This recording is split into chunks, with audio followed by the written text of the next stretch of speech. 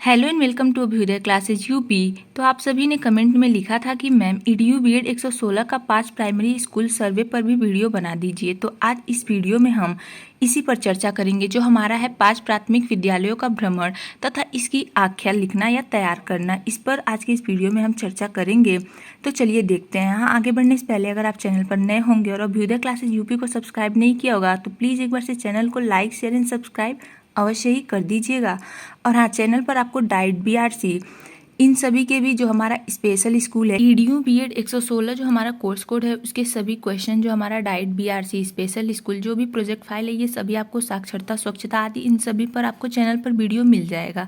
आप एक बार से चेक कर लीजिएगा, मैं लिंक भी दे दूंगी, आप वहाँ से भी जाकर देख सकते हैं। और हाँ, आपको चारों पेपर जो हमारा बीएड 4th सेमेस्टर का उसके भी असाइनमेंट प्रोजेक्ट आपको चैनल पर मिल जाएंगे। अगर आपको आवश्यकता होती है तो आप एक बार से उसको चेक कर सकते हैं। और ये वीडियो अपने दोस्तों को भी शेयर अवश्य ही कर दीजिएगा ताकि उनकी भी हेल्प हो सके।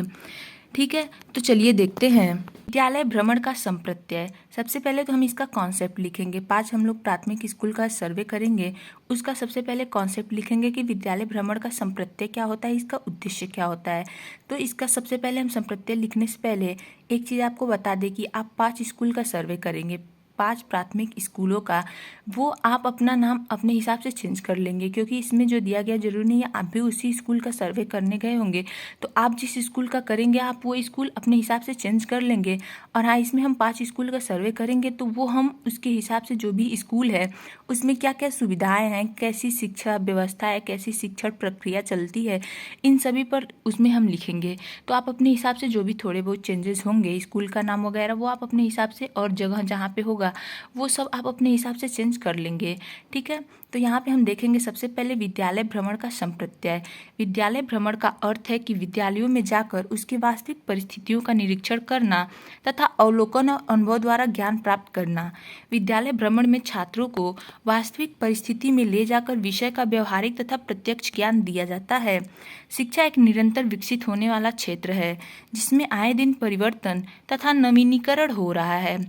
इस सबको ही मद्देनजर रखते हुए विश्वविद्यालयों द्वारा विभिन्न महत्वपूर्ण विषयों पर जानकारी अंतर्दृष्टि इकट्ठा करने के लिए विद्यालय भ्रमण की योजना बनाई जाती है और विभिन्न प्रकार के प्राथमिक विद्यालयों का भ्रमण कराया जाता है जिससे छात्रों को वास्तविक परिस्थिति का ज्ञान हो सके और छात्रों को अनुभव से लेकर सीखने के डिजाइन तथा छात्रों की ज़रूरतों को समझने के लिए तथा वहां उपस्थित शिक्षण व्यवस्था, पाठ्येतर गतिविधियां तथा व्यवस्था को लेकर जानकारी प्राप्त करने के विद्यालय भ्रमण आवश्यक है, करने के लिए विद्यालय भ्रमण आवश्यक है।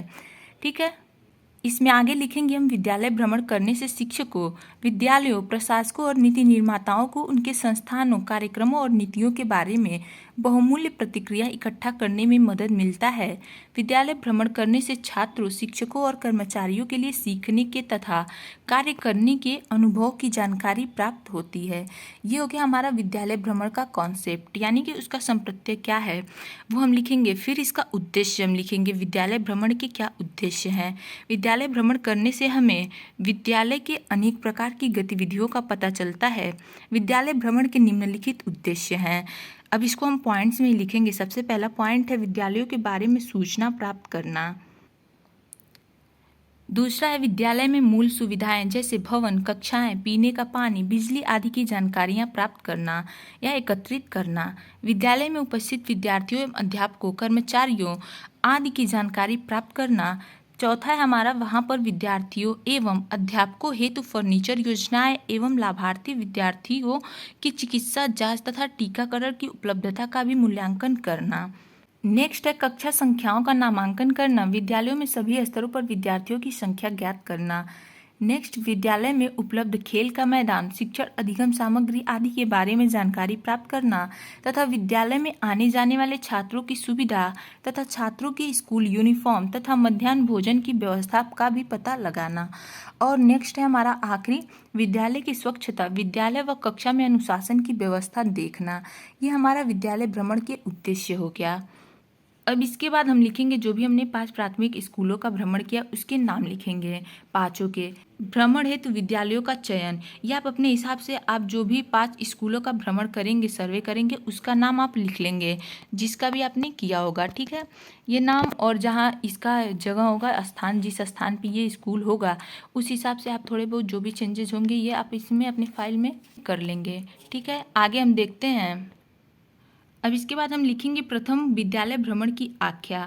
फिर एक एक करके हम पांचों विद्यालयों की आख्या लिखेंगे, उसमें किस प्रकार की व्यवस्था थी, किस प्रकार की शिक्षा व्यवस्था, किस प्रकार की जो भी आवश्यकताएं हैं बच्चों की पूर्ति की जाती है कि नहीं, ये सभी हम इसके अंतर्गत लिखेंगे इसकी रिपोर्ट में।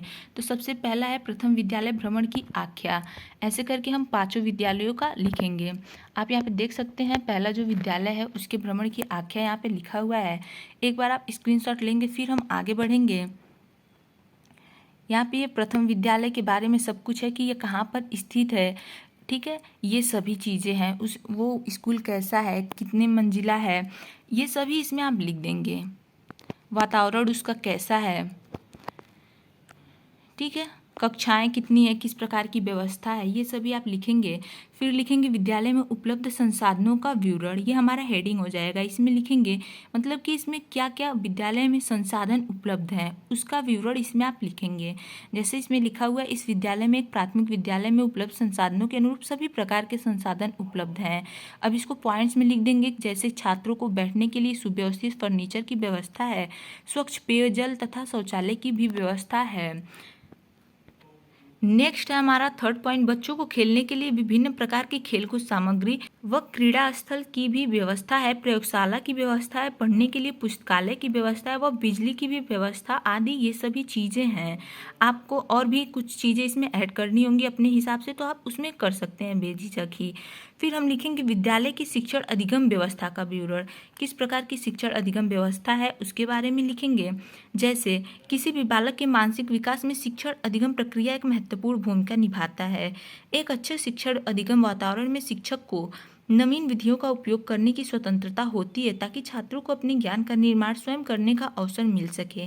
इस विद्यालय में विभिन्न प्रकार के नवीन शिक्षण विधियों तथा वैज्ञानिक तकनीकों जैसे प्रोजेक्टर, टेप, टीएलएम तथा प्रभावी शिक्षण अधिगम के लिए मनोवैज्ञानिक विधियों का प्रयोग किया जाता है। शिक्षक बालकों को स्वयं करके सीखने पर बल देते हैं। ये हो जाएगा हमारा विद्यालय की शिक्षण अधिगम व्यवस्था का विवरण, किस प्रकार की शिक्षण अधिगम होती है, किस प्रकार की व्यवस्था है, वो सभी चीज़ें हम इसमें लिखेंगे। फिर आएंगे हम अपने दूसरे स्कूल के भ्रमण रिपोर्ट पे। हाँ, एक चीज़ और, आप साथ में फोटोग्राफ, स्कूल का सर्वे करने गए होंगे, आपने फोटोग्राफ लिया होगा, साथ में आप लगा देंगे। ठीक है, चलिए देखते हैं। दूसरा है हमारा द्वितीय विद्यालय भ्रमण की आख्या, या फिर ऐसे ही जैसे हमने आगे किया हुआ है, जो भी स्कूल का नाम है वो स्कूल का नाम आप लिखेंगे, कहाँ पर स्थित है, किस प्रकार का ये स्कूल है, ये सभी आप इसमें लिखेंगे। इसके बारे में जो भी स्कूल के बारे में चीज़ें हैं, किस प्रकार का वातावरण है, शुद्ध वातावरण, साफ सुथरा वातावरण है, ये सभी आप इसमें लिख देंगे। उसके बाद फिर हम उपलब्ध संसाधनों का विवरण इसमें भी लिखेंगे, शिक्षण व्यवस्था अधिगम का विवरण इसमें भी लिखेंगे। तो ऐसे लिखेंगे विद्यालय में उपलब्ध संसाधनों का विवरण, इसमें लिखेंगे विद्यालय में शिक्षा संबंधी सभी संसाधनों का उचित ढंग से व्यवस्था किया गया है। इस विद्यालय में उपलब्ध संसाधन जैसे सुव्यवस्थित व सुसज्जित कक्षा कक्ष, विद्युत कनेक्शन, शुद्ध पेयजल, बालक व बालिकाओं के लिए अलग अलग शौचालय की व्यवस्था, क्रीड़ा स्थल व खेल सामग्री, पुस्तकालय, सहायक कर्मचारी, शिक्षक, हेडमास्टर आदि हैं। ये सभी हमारे उपलब्ध जो भी भौतिक संसाधन हैं और मानवीय संसाधन भी साथ में, वो सभी आप इसके अंतर्गत लिख देंगे। फिर आगे हम बढ़ेंगे, लिखेंगे विद्यालय की शिक्षण अधिगम व्यवस्था का विवरण किस प्रकार से है। विद्यालय में शिक्षण अधिगम की व्यवस्था विभिन्न शिक्षण विधियों को ध्यान में रखकर किया जाता है, जिससे छात्रों में शिक्षा के प्रति व सीखने के प्रति रुचि तथा उसको ग्रहण करने के लिए उत्साहवर्धन कार्य किए जाते हैं। शिक्षण अधिगम व्यवस्था विभिन्न माध्यमों से किया जाता है, जैसे बुलेटिन बोर्ड यानी कि सूचना पट्ट, मानचित्र, poster, cartoon poster, globe, tape recorder, projector व विभिन्न प्रकार के रंगीन चित्रों व टेलम का प्रयोग किया जाता है। इस प्रकार से विद्यालय की शिक्षण अधिगम व्यवस्था का विवरण भी आप लिख देंगे। ठीक है। हाँ, एक चीज़ और, अगर अभी तक आपने वीडियो को शेयर नहीं किया तो प्लीज़ अपने फ्रेंड्स के साथ शेयर कर दीजिएगा ताकि उनकी भी हेल्प हो जाएगी, और चैनल को सब्सक्राइब भी अवश्य ही कर दीजिएगा। वीडियो पसंद आ रही है तो लाइक भी कर दीजिएगा अगर आपके लिए हेल्पफुल हो वीडियो तो। ठीक है, चलिए देखते हैं थर्ड हमारा स्कूल। तृतीय विद्यालय भ्रमण की आख्या। अब इसका रिपोर्ट आप लिखेंगे यहाँ पे कि ये स्कूल कहाँ पर स्थित है, किस प्रकार का वातावरण है यहाँ पे, कैसा स्कूल है, ठीक है, किस प्रकार इसमें व्यवस्थाएं आदि हैं, ये सभी आप इसके अंतर्गत लिख देंगे। अगर आप ये लिखना चाहते हैं, बस स्थान का नाम और स्कूल का नाम चेंज करना चाहते हैं, तो इसका भी आप स्क्रीनशॉट ले लीजिएगा, ठीक है। फिर हम आगे बढ़ेंगे इसके उपलब्ध संसाधनों का विवरण पर। विद्यालय में उपलब्ध संसाधनों का विवरण हेडिंग लिखेंगे। इसमें लिखेंगे, कहा जाता है कि किसी भी विद्यालय की प्राथमिक आवश्यकता है स्वच्छ, साफ और शांति वातावरण तथा उसमें उपलब्ध भौतिक तथा मानवीय संसाधन। तदुपरांत बच्चे, क्योंकि एक साफ, सुंदर और संसाधनों से परिपूर्ण विद्यालय की तरफ अभिभावक ज़्यादा आकर्षित होते हैं और अपने बच्चों को शिक्षा देने के लिए उसका दाखिला कराते हैं।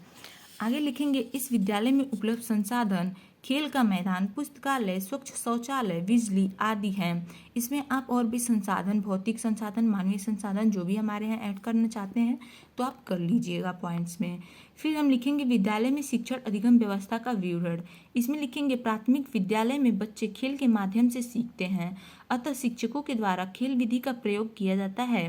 मतलब कि इस विद्यालय में खेल विधि का प्रयोग करके शिक्षण कार्य किया जाता है। शिक्षण अधिगम व्यवस्था का विवरण में आप ये लिख रहे हैं। इस विद्यालय में शिक्षण अधिगम प्रक्रिया में चाक, श्यामपट्ट, शब्दकोश, गणितीय उपकरण, अक्षर ज्ञान की किताब, रंगीन चलचित्र आदि का भी प्रयोग किया जाता है। ये हो जाएगा हमारा थर्ड विद्यालय का रिपोर्ट भी यहाँ पे कंप्लीट। अब हम फोर्थ देखते हैं, चतुर्थ विद्यालय भ्रमण की आख्या। इसमें भी आप सेम जैसा अभी तक हमने आगे कहा है और आप करते आए हैं, सेम आप वैसे ही यहाँ पे भी करिएगा, ठीक है। इसका भी अगर आप स्क्रीनशॉट लेना चाहते हैं तो साथ में स्क्रीनशॉट लेते हुए चलेंगे। फिर हम लिखेंगे उपलब्ध शैक्षिक संसाधनों का विवरण। विद्यालय में उपलब्ध जो भी शैक्षिक संसाधन है उसका विवरण। इस विद्यालय में सभी प्रकार के शैक्षिक संसाधन उपलब्ध हैं, जैसे पॉइंट्स में लिखेंगे, खिड़की युक्त कक्षा कक्ष, लाइट व पंखे की सुविधा, स्वच्छ पेयजल, बालक बालिकाओं के लिए अलग अलग शौचालय आदि की सुविधा देखने को मिली। आगे लिखते हैं हम, विद्यालय की शिक्षण अधिगम व्यवस्था का विवरण किस प्रकार है। विद्यालय में शिक्षण अधिगम के लिए उचित रोशनी वाले कमरे की सुविधा तथा इसके साथ ब्लैक बोर्ड, कुर्सी, मेज, पुस्तक, मानचित्र, शब्दकोश, सुविचार संबंधी पोस्टरों की सुविधा भी है, जिससे छात्रों को सीखने के प्रतिक्रियाशील बनाया जा सके तथा विद्यालय में विभिन्न प्रकार की तकनीकी चीज़ों जैसे प्रोजेक्टर, टेप रिकॉर्डर, चलचित्र आदि का भी प्रयोग किया जाता है। ये हमारा फोर्थ विद्यालय सर्वे रिपोर्ट भी यहाँ पे कंप्लीट होता है। अब हम आखिरी देखेंगे अपना पांचवा विद्यालय का रिपोर्ट, पंचम विद्यालय भ्रमण की आख्या। इसमें भी आप यहाँ पे सेम वही चीज़ें करेंगे, इसका स्क्रीनशॉट ले लेंगे। फिर हम आगे बढ़ेंगे, इसमें जो भी संसाधन है, उपलब्ध संसाधन, उसका विवरण। ओके, हो गया। अब हम लिखते हैं विद्यालय में उपलब्ध शैक्षिक संसाधनों का विवरण। किसी भी विद्यालय की सफलता उसके भौतिक और मानवीय संसाधनों पर निर्भर करती है। ये संसाधन ही एक विद्यालय को ख्याति अथवा नाम प्रतिष्ठा में अपना योगदान देते हैं। अतः इस विद्यालय में सभी प्रकार के संसाधन मौजूद हैं। अब जो भी संसाधन होंगे, आप जो भी चाहें यहाँ पे उपलब्ध जो भी भौतिक और मानवीय संसाधन होंगे, आपने देखा होगा, जैसे आप कक्षा कक्ष लिख देंगे, पुस्तकालय आदि, ये सभी आप इसमें ऐड कर सकते हैं पॉइंट्स में ही।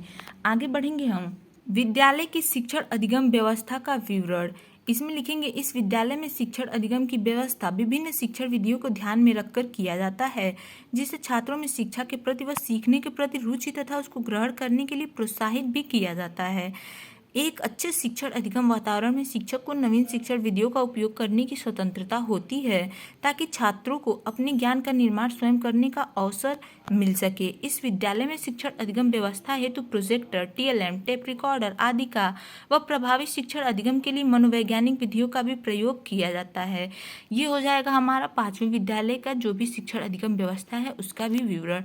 So guys, I hope video आपके लिए काफ़ी हेल्पफुल हो, आपको हेल्प हुई हो इससे। आज के वीडियो में बस इतना ही, मिलते हैं अपने अगले वीडियो में, जो हमारा होगा EDU BEd 116 का स्कूल रिकॉर्ड विद्यालय अभिलेख की तैयारी, और इसको जो हमने विद्यालय अभिलेख की तैयारी का जो हमें प्रारूप बनाना है, इस पर हम डिस्कस करेंगे। तो मिलते हैं अपने अगले वीडियो में, तब तक के लिए चैनल से जुड़े रह जाते वक्त अभ्युदय क्लासेज यूपी को लाइक शेयर सब्सक्राइब करना अवश्य ही नहीं भूलेंगे, अवश्य ही करते जाएंगे। Okay, thank you.